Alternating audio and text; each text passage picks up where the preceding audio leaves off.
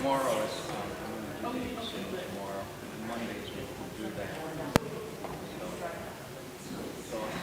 Testing. It's working.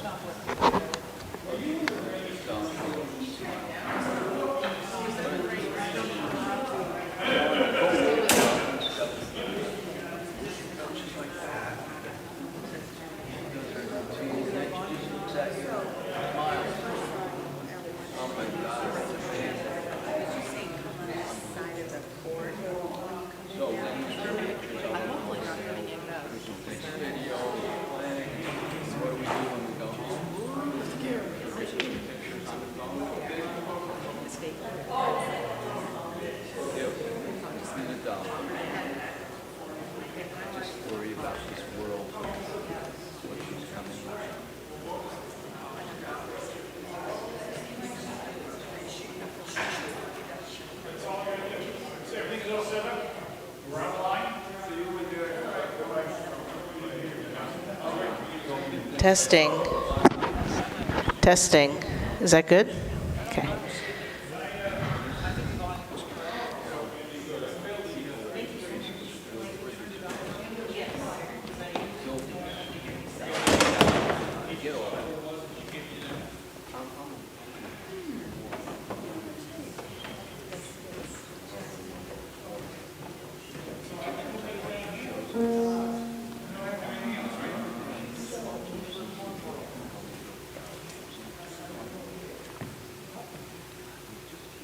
Creative Spirit, find a place in me. From stress released, I open out to Thee. Rising clearly in sweet melody. Tune my soul in blessed harmony. Hallelujah, hallelujah, hallelujah,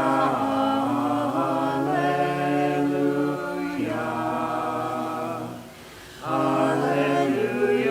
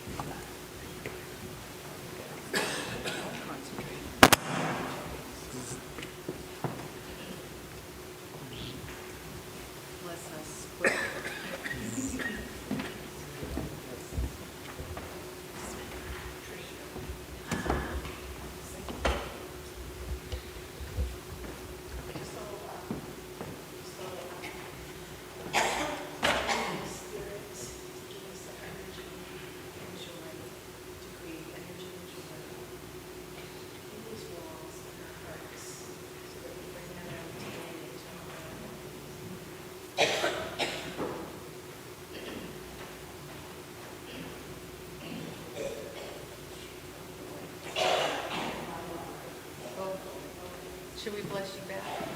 Okay. May Lori's voice make it through. You need some throat spray?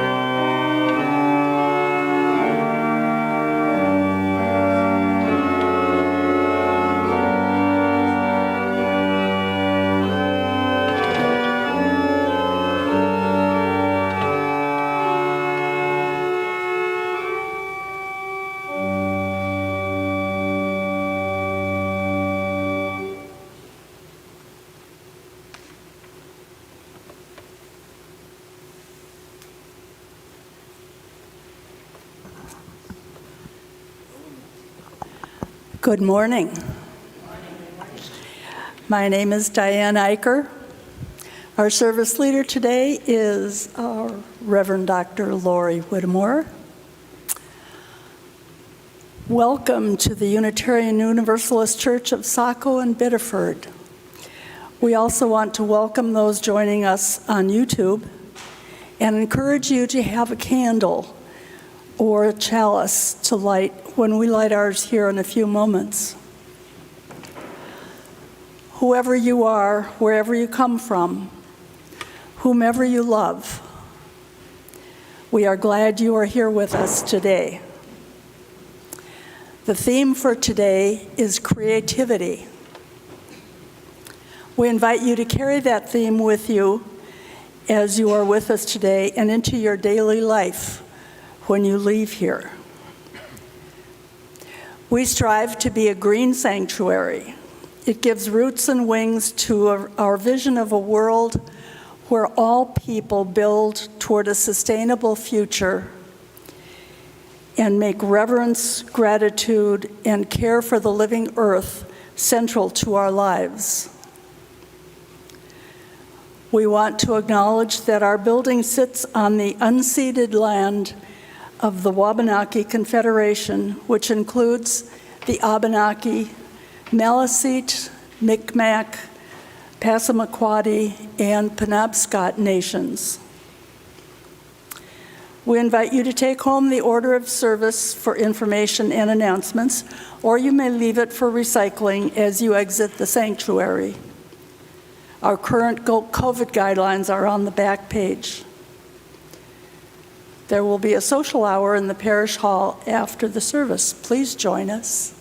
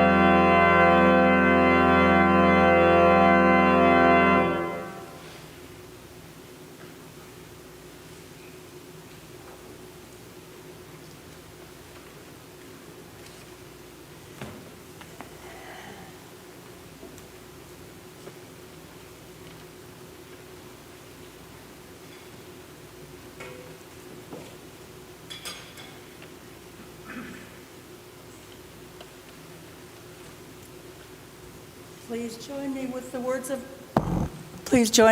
words of our covenant as we light the chalice.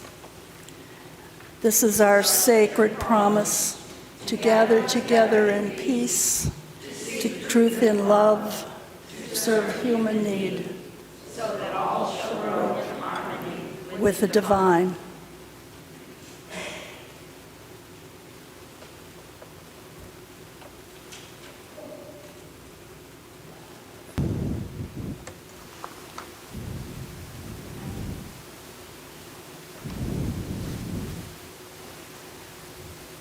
We gather together this morning to remember those who could not grow old, and those forced to grow old long before their time.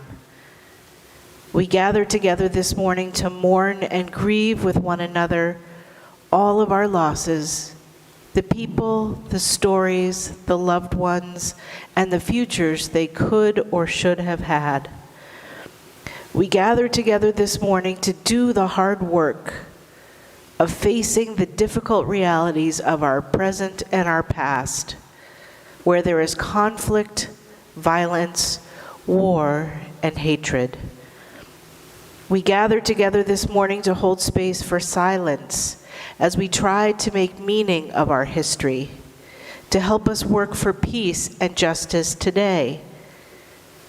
We gather together this morning to rekindle our source of hope for our future, by recognizing in one another our shared humanity, as we join in a concerted commitment for a better tomorrow.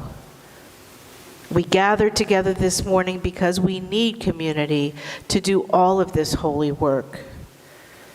We gather together this morning. Now please stand as you're able and join me in singing hymn number 189.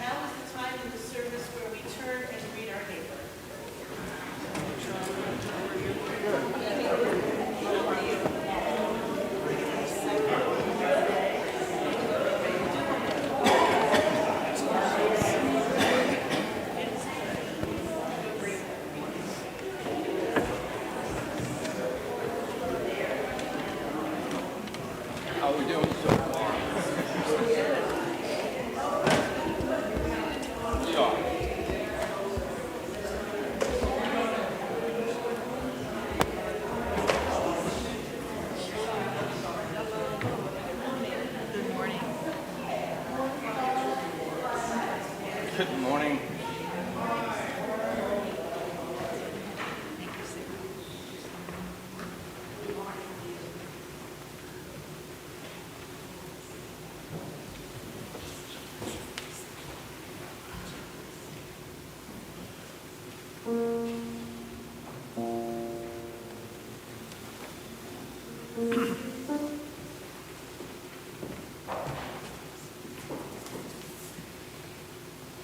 Creative Spirit, find a place in me. From stress released, I open out to thee. Rising clearly in sweet melody. Tune my soul in blessed harmony. Alleluia, alleluia. Alleluia, alleluia. Alleluia,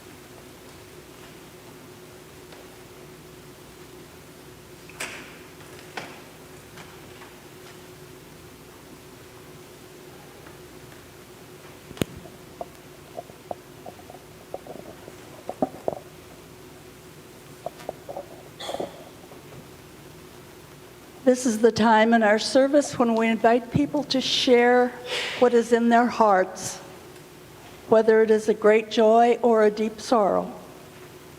It is not a time for announcements or political statements.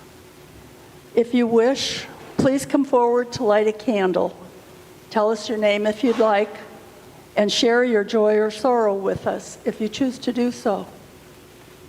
Please hold the mic straight in front of you, parallel to the floor, and speak clearly into the mic so that you can be heard through the sound system.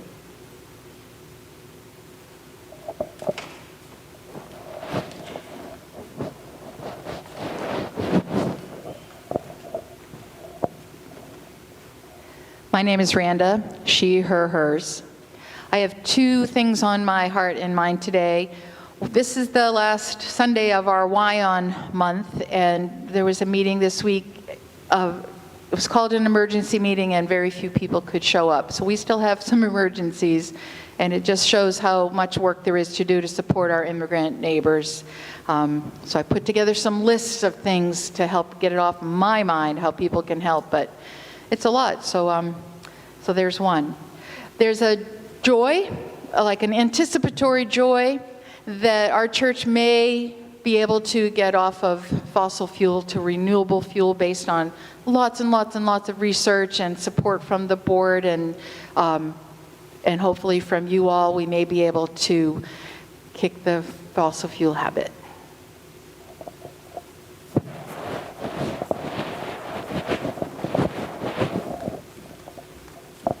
Good morning, I'm Ellie. I lit 2 candles this morning. One is for Janine Wilson and her husband, David Marshall. David's brother-in-law and dearest friend, Tom, passed away suddenly this past week. Tom has been taking care of his wife, Joan, David's sister, who has dementia. And so now caring for her is falling to David and Janine, who will need to find a place for her to be. And the second candle is for Joan, and Janine requested that I light a candle for her and for all who suffer from dementia.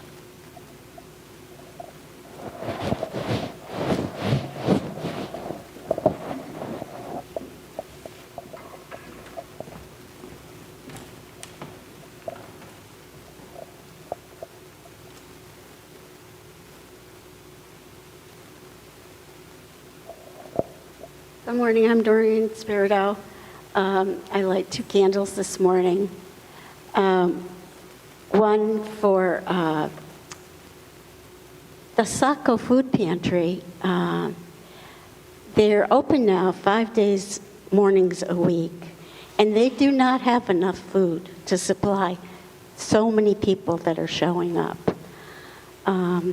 So that is my concern. I have another concern. The second candle is for my daughter's neighbors who elderly women have adopted their daughter's 2 children, 8 and 2 months. The baby is, 8 and a year and a half, and he's Down syndrome.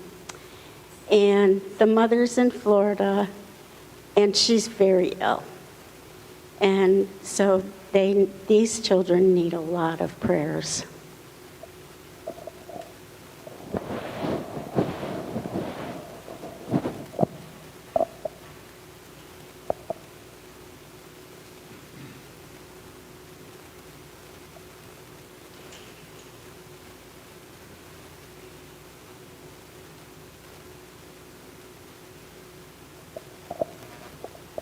I just lit 2 candles for the trip I just returned from, a trip to Minnesota, which was largely to visit family and my old home. The first candle is a candle of joy for the family that I discovered I really love. It was an amazing reunion. And the second candle is for my hometown of Minneapolis. And it's in 2 parts, mixed emotions. The first is one of disappointment in the city that killed George Floyd, and other similar things. I visited the George Floyd site. It was extremely moving. The other is great pride in my hometown. That is the first large city in the country to approve full I'm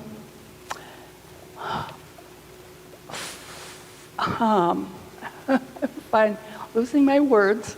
It's allowing the announcement of the call to prayer for the mosques, for the Muslim mosques, from sunrise to sunset, across the whole city, 20 mosques, now beginning at sunrise, 4-something in the morning, until sunset, after 8 o'clock in the evening, are able to broadcast through a PA system their call to prayer, and I was able to hear it, and I was extremely proud of that. And I will now light one more candle for those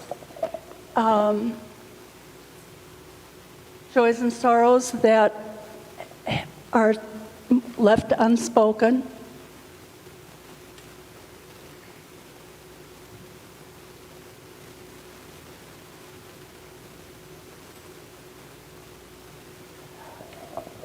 Let us hold all of these things in our hearts and send out the energy that's been asked for. Thank you.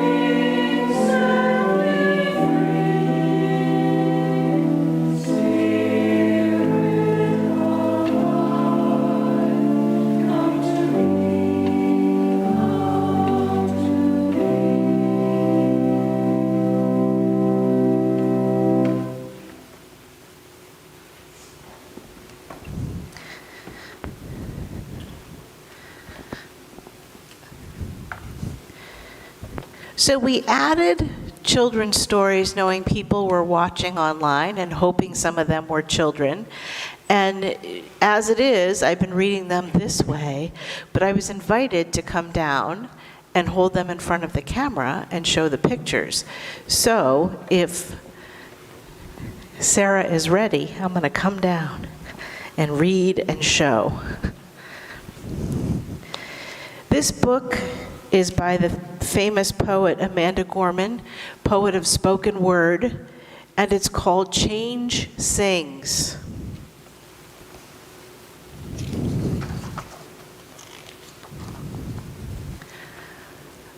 I can hear change humming in its loudest, proudest song. I don't fear change coming, and so I sing along.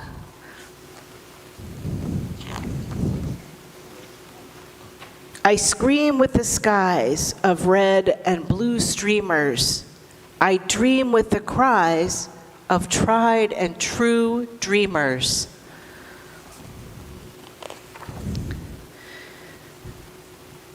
I'm a chant that rises and rings. There is hope where my change sings.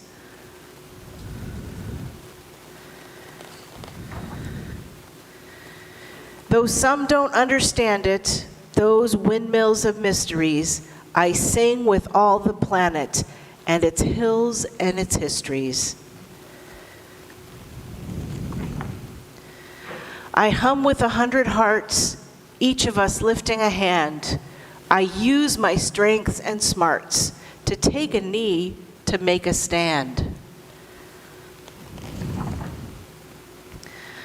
I'm bright as the light each day brings. There is love where my change sings.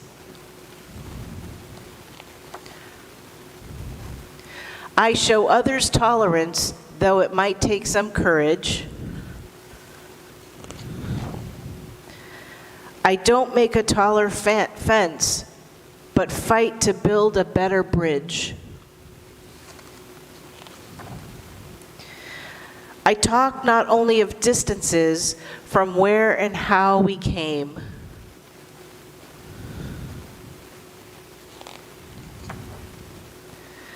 I also walk our differences to show you we are the same. I'm a movement that roars and springs. There's a wave where my change sings.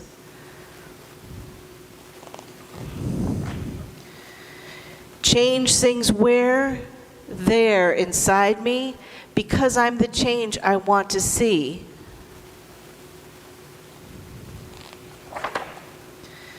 As I grow, it grows like seeds. I am just what this world needs.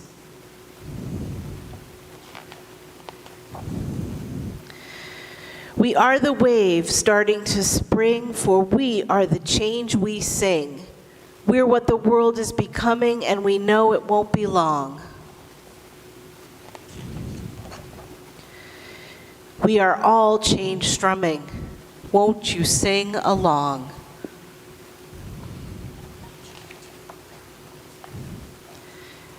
Very beautifully illustrated. In fact, next time I read, I'm inviting you all up to see the pictures too.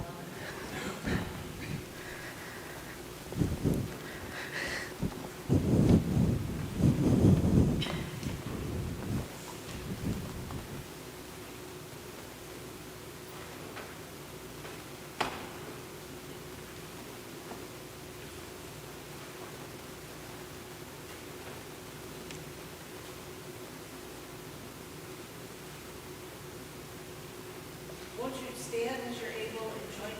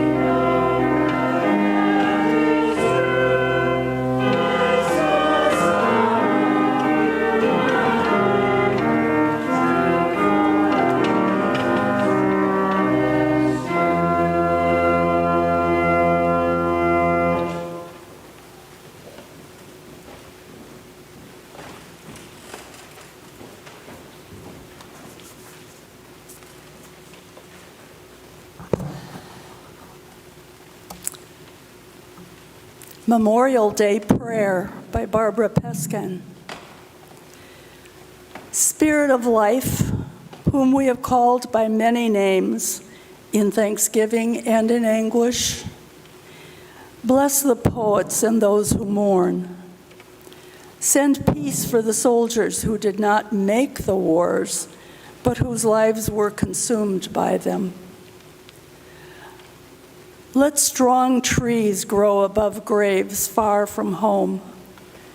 Breathe through the arms of their branches. The earth will swallow your tears while the dead sing, "No more, never again, remember me." For the wounded ones and those who received them back, let there be someone ready when the memories come, when the scars pull and the buried metal moves, and forgiveness for those of us who were not there for our ignorance. And in us, veterans in a forest of 1,000 fallen promises, let new leaves of protest grow on our stumps. Give us courage to answer the cry of humanity's pain, and with our bare hands, out of full hearts, with all our intelligence, let us create the peace.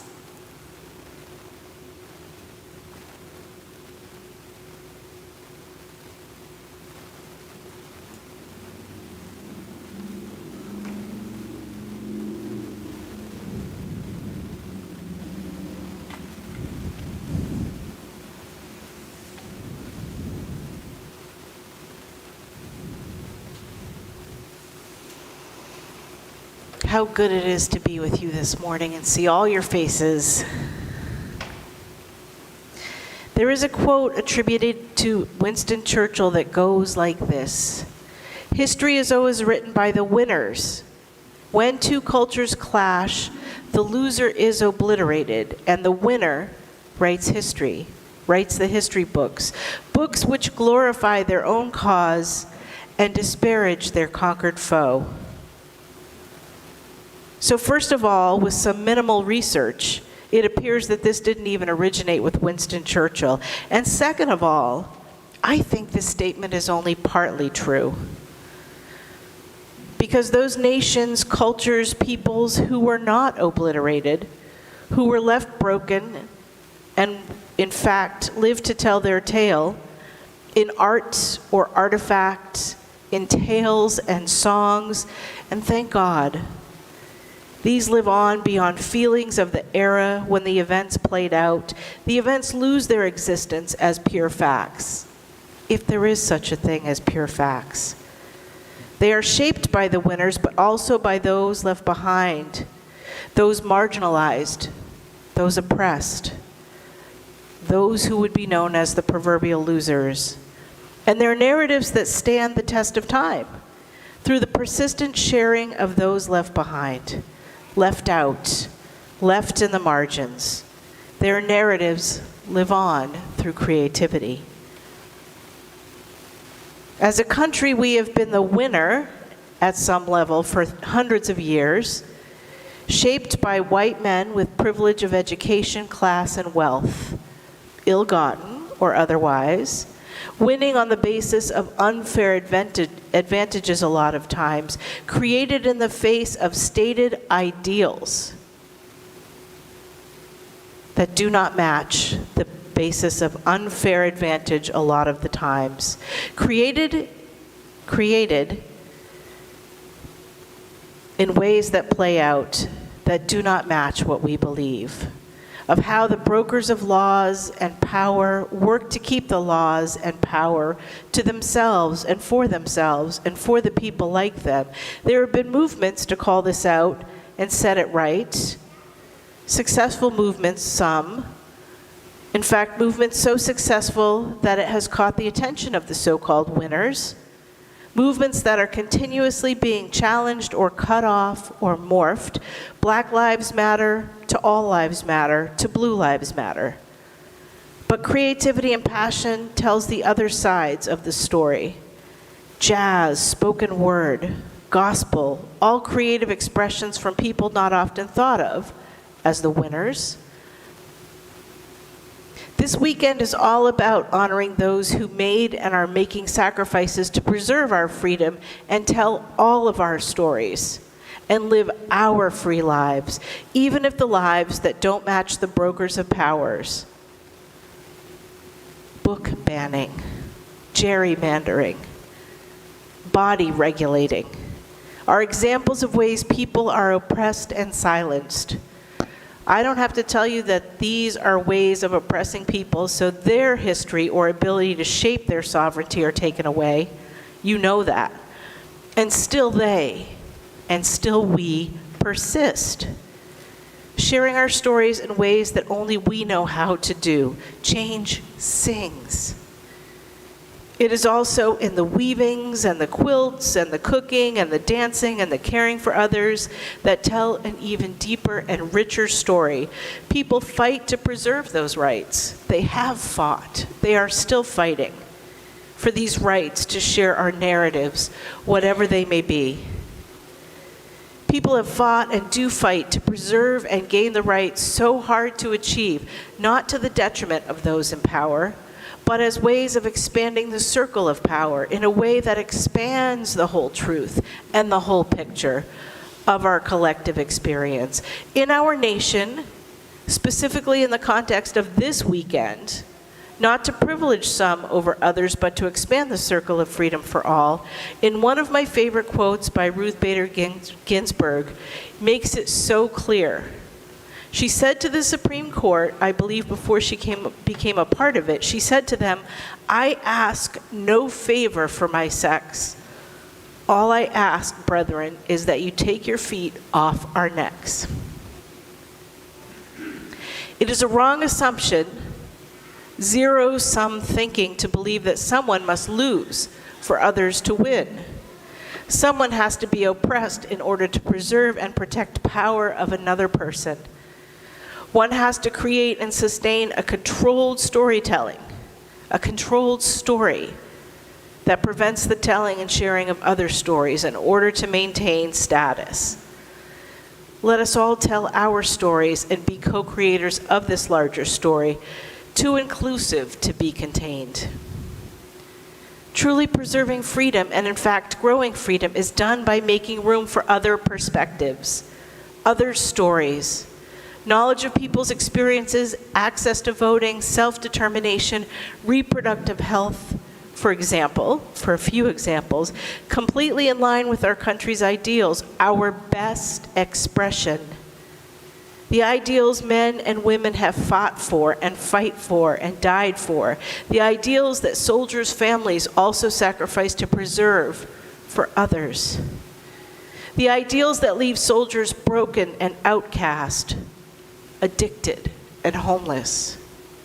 And we fail them when we let the minority continue to lord over the rest of us, certainly when it goes against our very principles and our very ideals that we built this country on.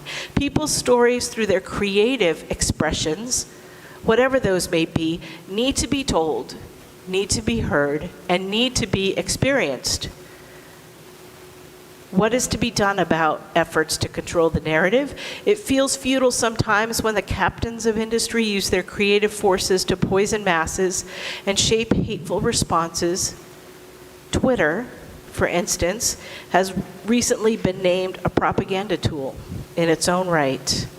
And as Elon Musk throws himself behind a presidential candidate and uses creative tools for hate and energy to support him and rally the masses in a state, no less, that would ban books and limit stories. Not all a new concept, very successful in revolutionary days and the days of fascist uprisings, again, not in line with the ideals of this country. Not what our servicemen and women fight for, and not what they've died for. It is therefore very important that we call this out on this Memorial Day weekend. The so-called winners don't get to shape the narrative. They don't get to shape the narrative about what we read. They don't shape the narrative about who votes, and they don't shape the narrative of letting us take care of our own bodies. Faith and religion shape us and our societies in many ways. We are faithful people here. The stories and narratives in our origin stories guide us and give us example of how to live our lives. Wars are fought all the time to establish whose God or gods are the right God or gods, and establish those narratives are the right ones.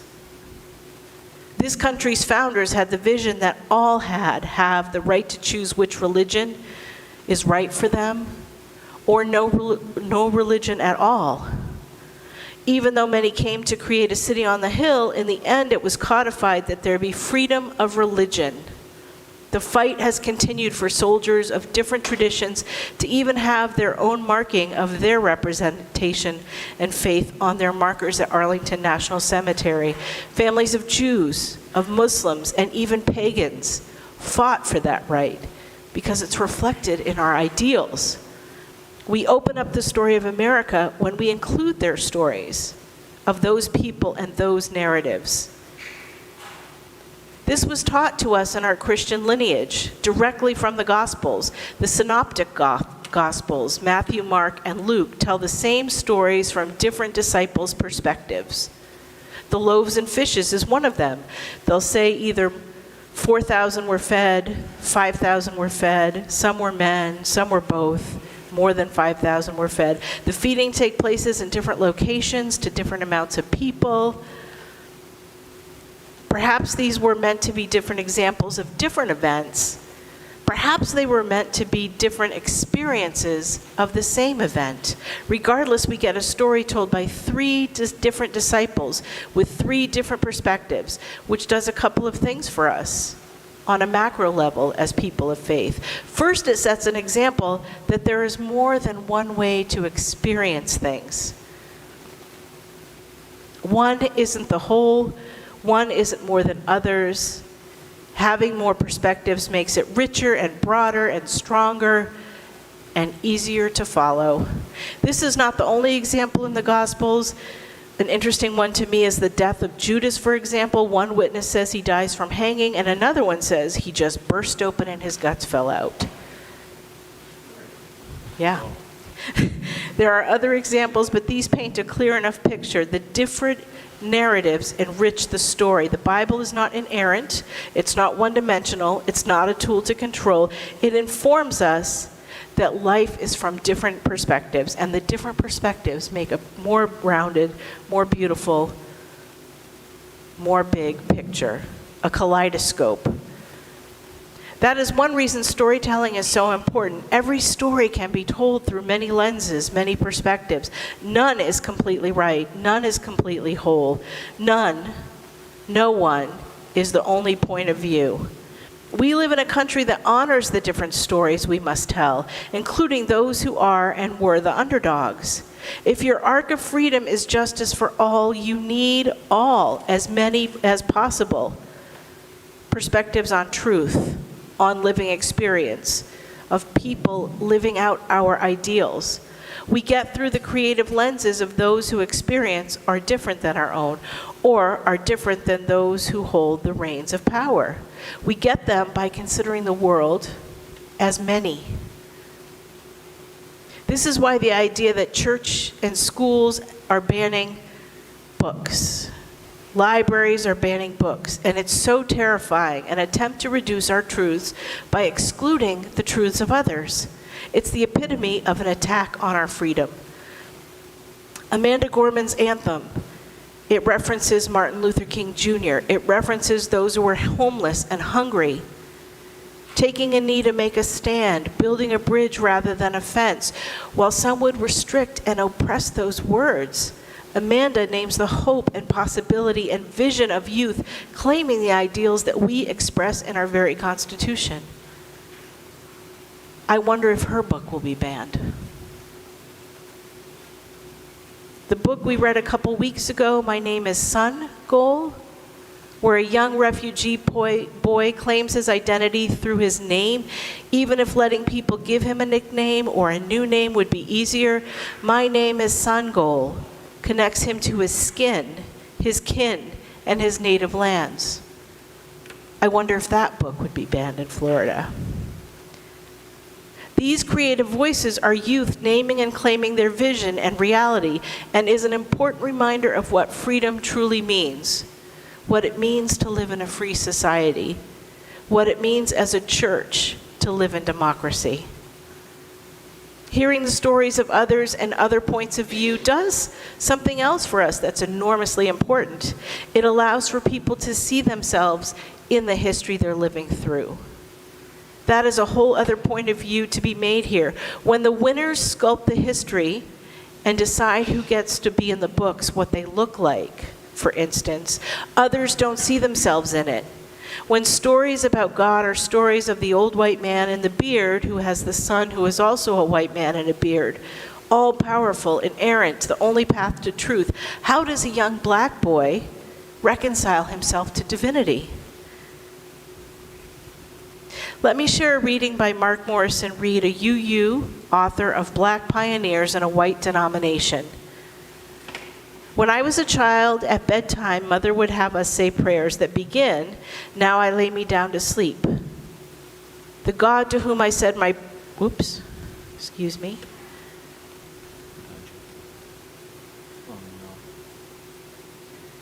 The God to whom I said my prayer was a very traditional-looking God, sitting in a cloud-filled heaven on a throne, his white beard flowing down from his face over his lap.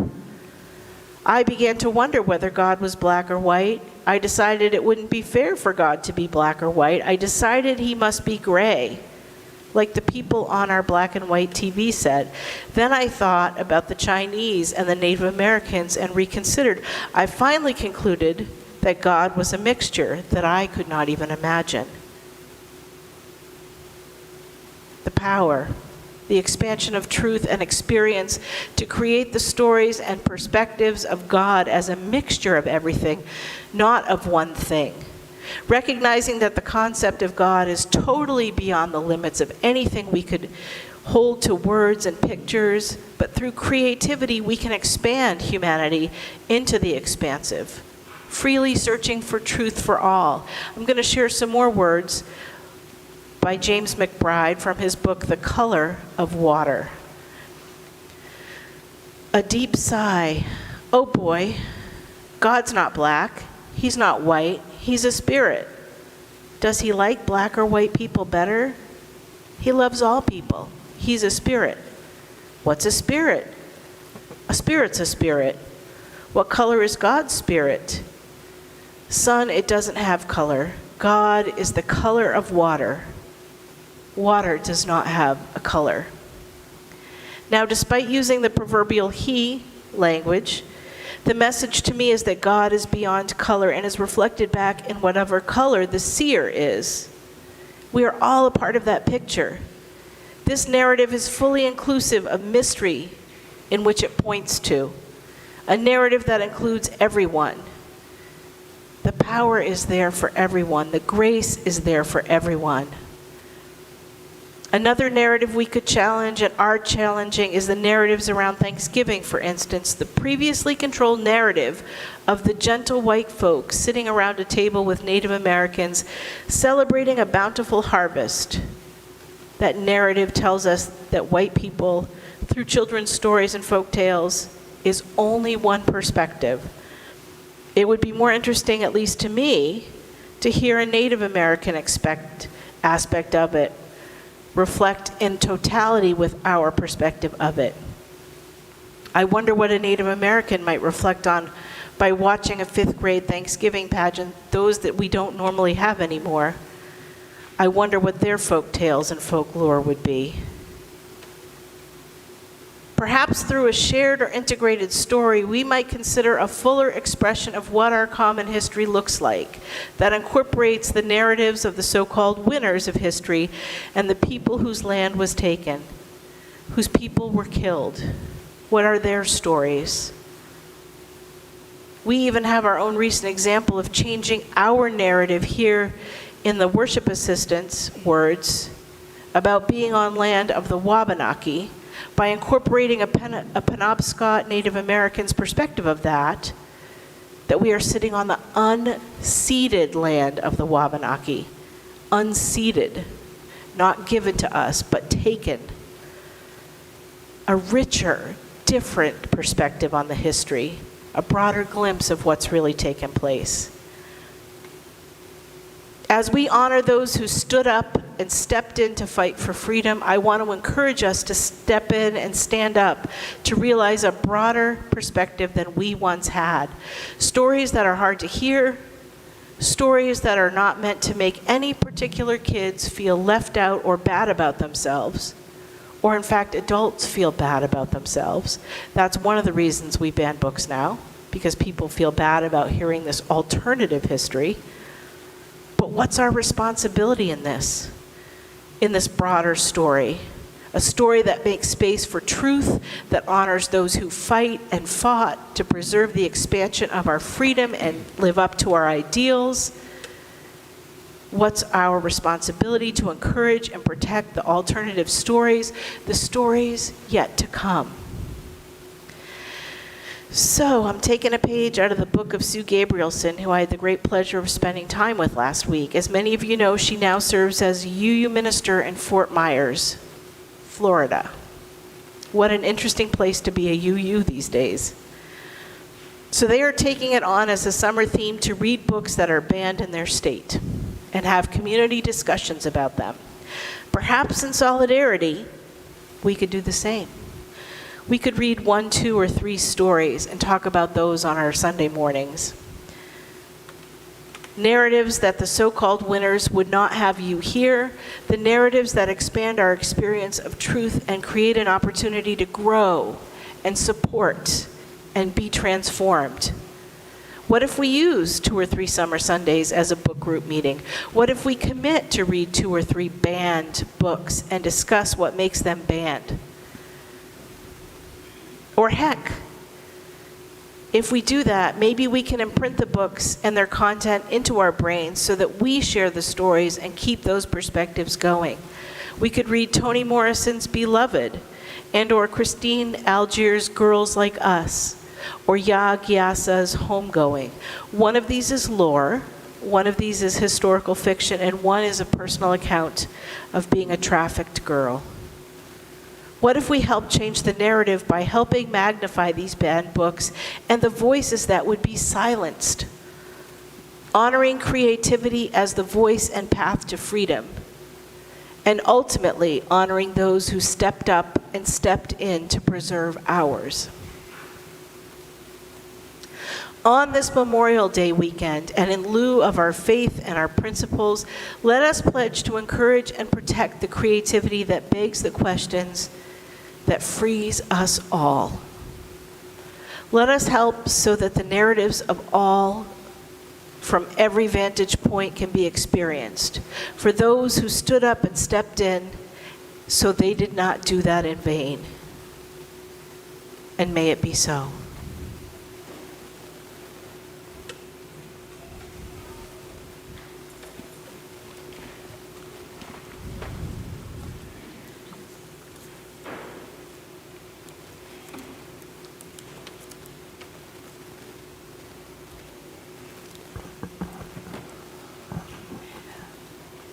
When we gather together as a community, we bring the gifts of ourselves, our hearts and spirits, our time and energy, our talents and skills to support the work of this church here within our walls and out in the larger community.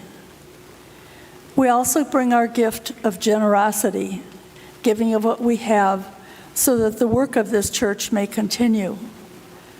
As always, half of our offering today will be sent out into the larger community to support the work of an agency or organization that is making a difference in our world. This month, we are sharing our offering with Wyon, welcoming immigrants, our new neighbors. If you are watching from home on YouTube, Donations may be made by clicking the PayPal link in the video description, or checks may be mailed to UUCSB, 60 School Street, Saco. Please be generous as the ushers collect this morning's offering.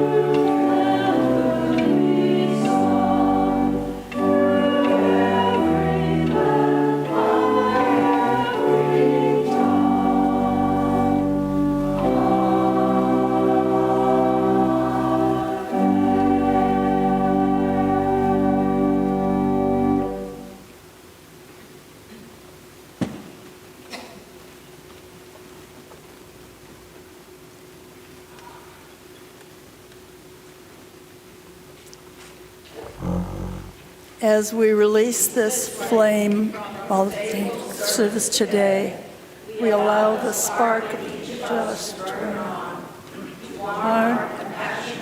to fire our delight, to light our paths today, tomorrow, and always.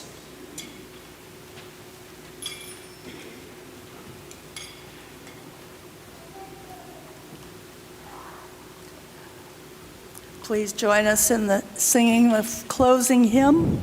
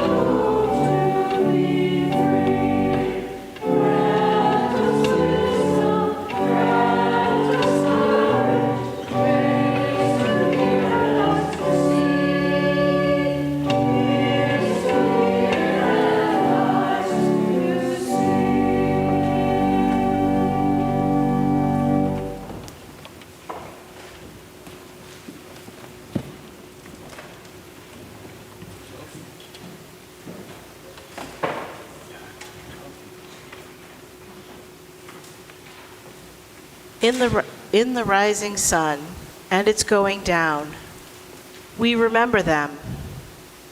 In the blowing wind and in the chill of winter, we remember them. In the opening of the buds and the rebirth of spring, we remember them. In the rustling leaves and the beauty of autumn, we remember them. Those who served and those who serve. Those who have supported and those who still support. Those who have answered the call and those who still answer the call.